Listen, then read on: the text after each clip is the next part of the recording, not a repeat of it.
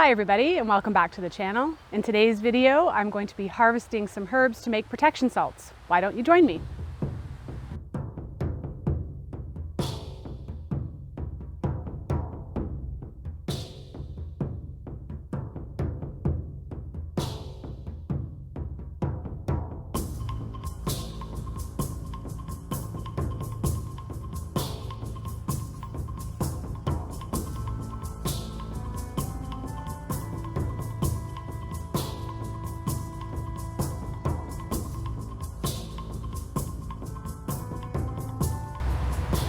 So I don't know how you guys feel, but for me, while I always do a bit of a spring cleaning, autumn has always been the season where I really felt the need to kind of shift and change energies and move things around.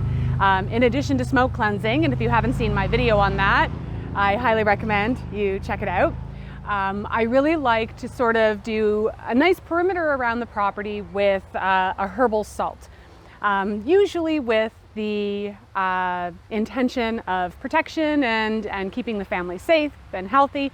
And I like to gather as many fresh herbs as I can to do that. So today I'm going to be gathering a bunch of herbs that are still alive on the property. It's amazing. I'm out here. It is Thanksgiving here in Canada.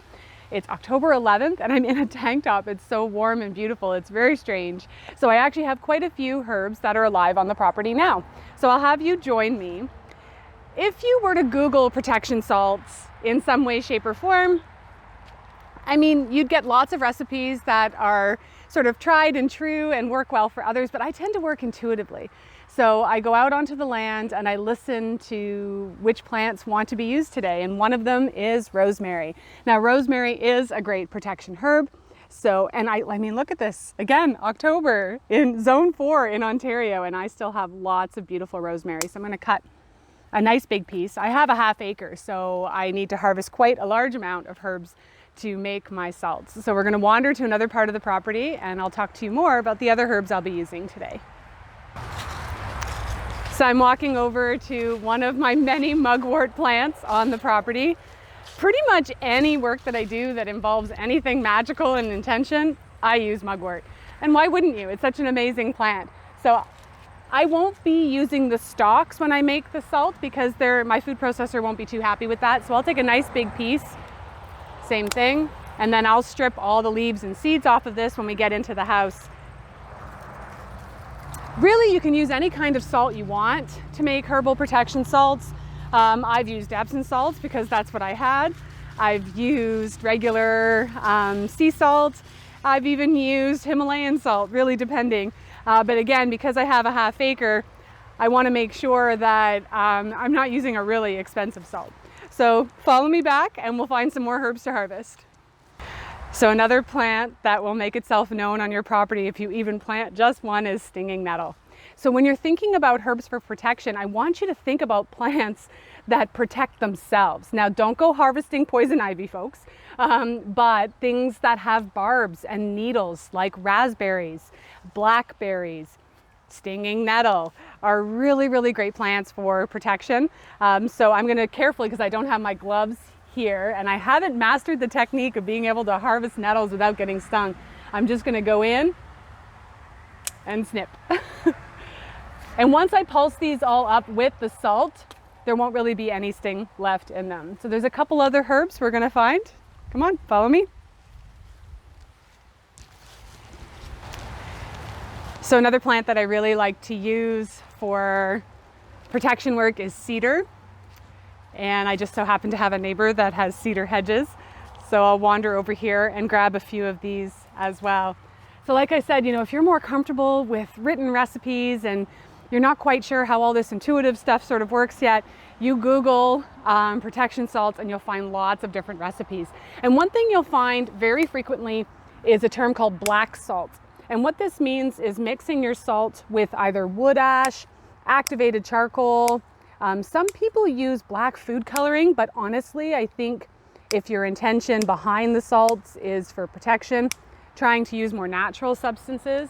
So that's a perfectly easy way to make a protection salt as well, is to just mix some wood ash or some activated charcoal with salt and then you can sprinkle that around the property. I might add a little bit to this as well, but being a herbalist and plant worker, I really like to add plants to my salts as well. So I've got one more I'm going to talk to you about, and then we will be making our salt and spreading it around the property. And last but certainly not least would be my white pine friend here. And I'll harvest just a few of the needles to include in my salts. And the same thing, I'm going to strip the needles off of the woody stem here, just because my food processor won't really like that very much. But pine is another one of those plants that's traditionally used in any type of protection work. And so if you feel comfortable working with your intuition, you can definitely just wander around your property and see which herbs feel good to be included. You can use dried in this as well. If you don't have access to any dried or fresh herbs, you can even use essential oils if that works well and feels good for you. So the next step would be actually making the protection salts, and then I'll talk about some of the things that I do while I'm spreading them around the property. So just like in my video for making culinary herbal salts, which I will also link, the process is almost identical. I'm just taking all of the woody parts of the plants off because, again, my food processor is already old. I don't want to tucker her out any more than she needs to. And then from here, I'll just dump in a bunch of salts. When I made the herbal salts, I was a little bit more specific in terms of ratios. But for this, because I need a really large quantity of salt, again, I'm going to be salting the perimeter of the whole half acre of the property. I'm probably going to have a higher salt ratio than I would making the culinary herbal salts. But basically what you do is once you have all of your herbs and salts together, you'll just pulse until they're all nicely blended, especially if you do decide to include fresh nettle. You want to make sure that's blended up really well, and you can use dried, no problem at all. And then we will head outside to do a perimeter around my property.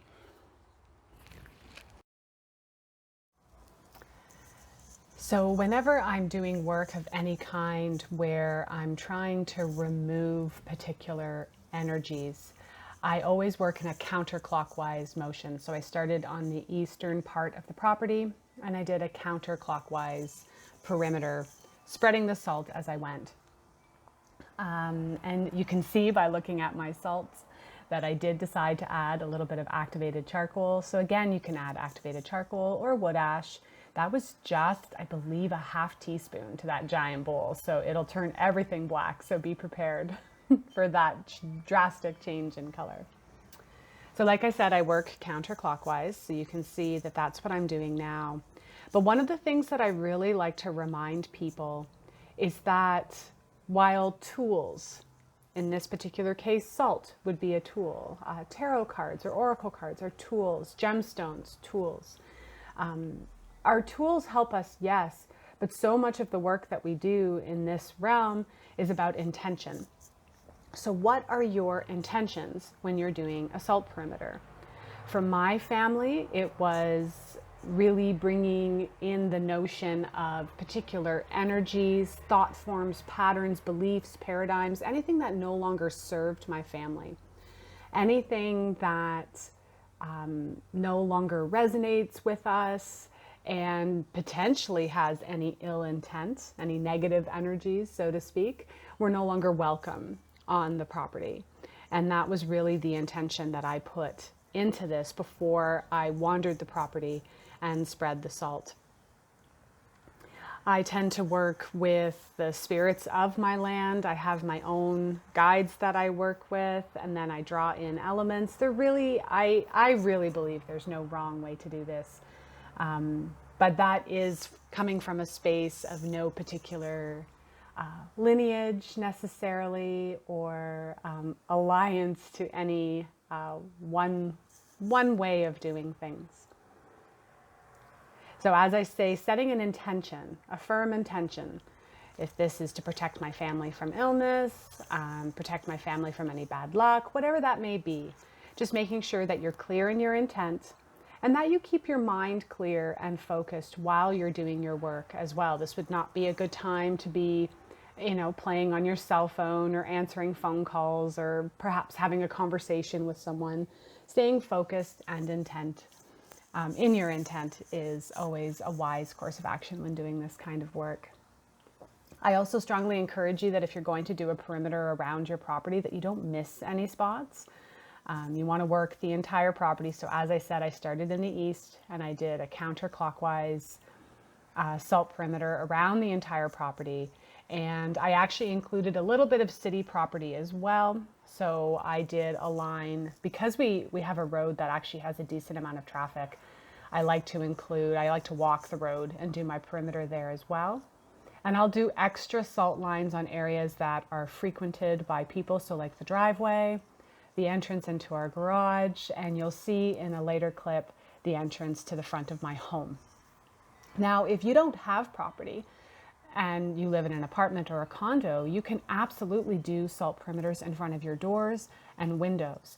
And you can do them inside your home as well. So that's a perfectly acceptable alternative if you don't have property to lay down your salt.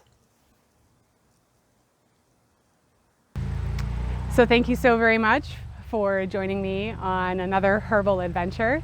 I hope that whatever new energies flow into your life this time of year bring lots of protection and abundance and love.